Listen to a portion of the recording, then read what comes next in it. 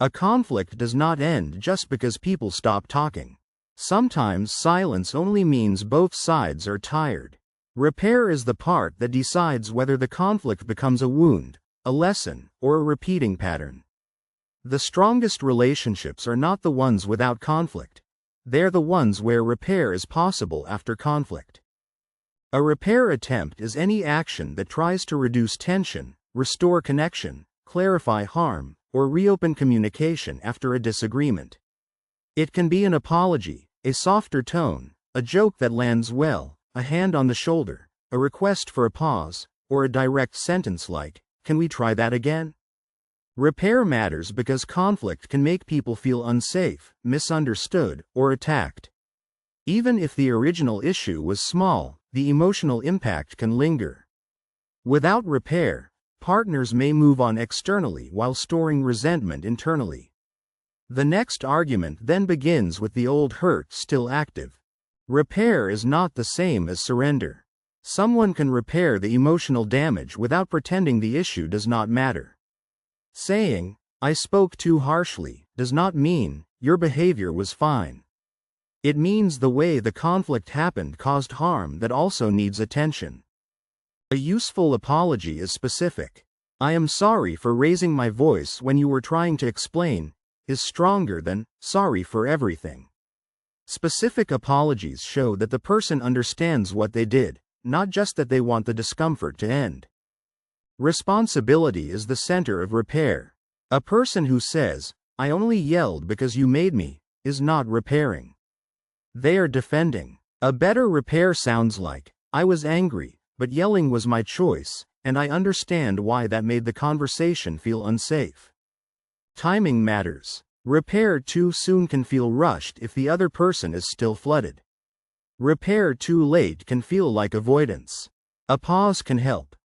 "I need 20 minutes to calm down, but I do want to come back to this." That sentence keeps the door open instead of disappearing. Conflict affects the body. When people are flooded, they may struggle to listen, remember details, or speak kindly. Heart rate rises, muscles tense, and the brain looks for protection. Repair works better when the body has calmed enough for the person to hear connection instead of threat. Sometimes repair starts with a small gesture. A partner brings water, sits nearby, or says, "I do not want us to be enemies." Small gestures are not enough if serious harm occurred, but they can lower the emotional temperature so a real conversation becomes possible. Humor can repair when it is gentle and shared. A light joke about the awkwardness of the moment may help both people breathe. But humor fails when it mocks the other person, avoids accountability, or tries to erase pain. The same joke can soothe or dismiss depending on timing and respect. Repair often includes clarification. Many fights worsen because people argue against what they think the other meant. Saying, "What I meant was not that you never help. I meant I felt alone last night," can change the conversation. Clarification does not erase impact, but it can reduce unnecessary injury. Receiving repair is also a skill. If one person makes a sincere attempt and the other punishes every effort, repair becomes harder.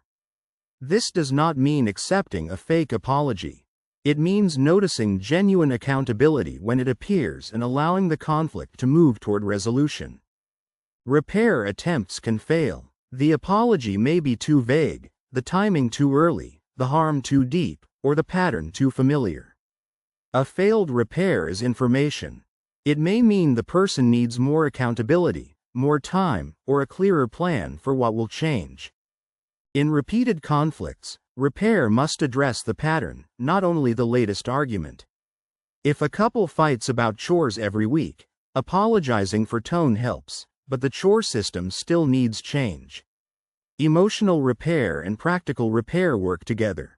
One without the other often does not last. Imagine a couple arguing about money. One person says, "You are irresponsible," and the other shuts down. Later, repair might sound like, "I should not have attacked your character. I am scared about our bills, and I want us to look at the budget together." The issue remains, but the attack is repaired. Successful repair builds trust because it proves conflict is not the end of safety.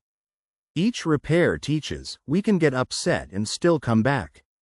Over time, this reduces fear around disagreement. People become more willing to be honest when they know the relationship can survive hard conversations. Repair does not mean tolerating harmful behavior.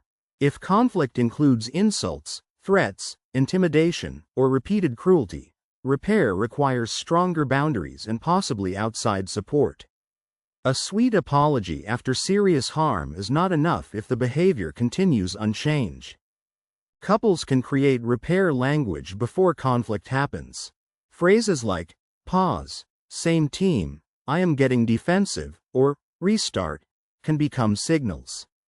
When agreed in advance, these phrases help interrupt escalation because both people know they are meant to protect the relationship, not win the argument.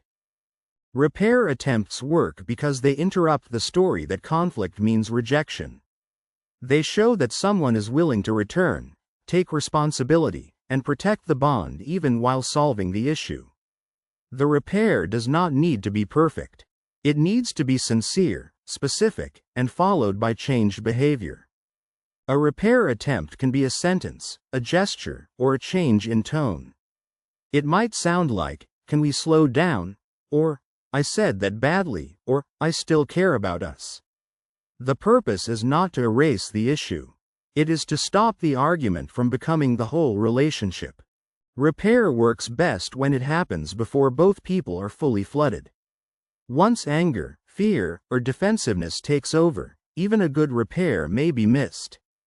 That is why a short pause, lower voice, or honest admission can matter early. It gives the conversation a path other than escalation. Not every repair attempt is healthy. A joke can soften tension, but it can also dismiss pain. A hug can reconnect, but it can also pressure someone to move on too quickly. The difference is whether the repair makes room for the problem or tries to bury it. The best repair attempts are specific enough to feel real. "I am sorry you feel that way," often creates more distance, while "I got defensive when you brought up money, and I want to try again," gives the conversation a clear place to restart. Specific ownership makes repair easier to trust. A strong repair usually includes ownership. Instead of saying, "Can we just forget it?" a person might say, "I interrupted you. I want to hear the rest." That kind of repair lowers defensiveness because it addresses the injury directly rather than asking the other person to swallow it. Repair is also easier when both people recognize their own signals. One person may get loud when scared, another may shut down when ashamed. Naming those patterns after the argument helps the next repair attempt arrive earlier, before both people are defending themselves instead of understanding each other. After conflict, the important question is not only who was right. It is whether the relationship can become safe enough for truth again. Repair is how people find their way back from defensiveness to connection. Without it, arguments pile up. With it, conflict can become a doorway to better understanding instead of another brick in the wall.